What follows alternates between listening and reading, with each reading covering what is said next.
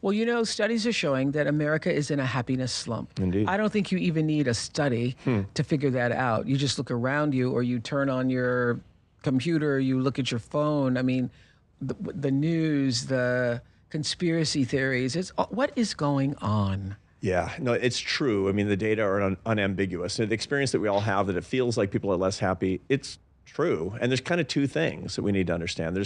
You could say that there's problems in the climate and problems in the weather.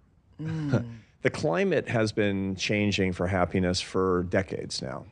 Since the late 80s, maybe the early 90s, people have been gradually getting a little less happy year after year after year, just a little tiny bit. And that has to do with the fact that people are less likely to live a spiritual or religious life or find a life of meaning in those institutions. They're less likely to have a close relationship with their families.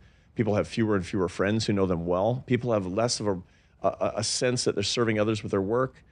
That's the climate. And that's been a problem for a long time. Then there's weather, storms. There have been two big storms in the past couple of decades that we have to pay attention to. The first was around 2008, 2009. Now, I know everybody watching us is like, oh, obviously the financial crisis. That wasn't it. I thought it was. It was social media. Same time. Oh. That's when everybody started looking at social media. Everybody that's had the right. apps on their phone. 2009. That's when I got on what used to be Twitter. Yeah. Yeah. Yeah. The artist formerly known as Twitter. Yeah. Exactly right. And that's when a couple of things were happening. So Twitter, for example, became a platform for people to be intensely negative. Instagram is not the same way. It's more of a platform where people compare themselves to others. But that had a big impact, especially on young people, especially on women and girls, 15 to 25 years old. It created a new kind of culture that was intensely comparative and problematic. So social media actually, where people think it's bringing you closer together and you're communicating on Facebook, it's actually made people less happy. Lonelier. Here's the weird thing. When you're super hungry, and it's like, oh man, I haven't eaten in hours and hours and hours. And you pass by a fast food place. Yeah. You're like, good. Yeah. That'll get the job done. And so you gorge yourself and you're stuffed. You don't feel so good. An hour later, you're hungry again. What's up what with happened? that? Yeah. The answer is you didn't meet your nutrient needs. All you met is your caloric needs. And so the result is you stay hungry even though you don't need the calories. Social media is the junk food of social life.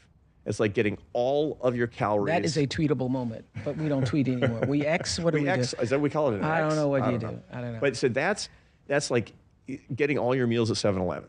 Social media is the junk food of social life. Social media is the junk food of social life. You'll get too many calories and not enough nutrients. That's the reason you'll binge and get lonelier. Yes. That's a problem. Yes. And a lot of young people have never developed in a way where they can finally figure out how to use it responsibly.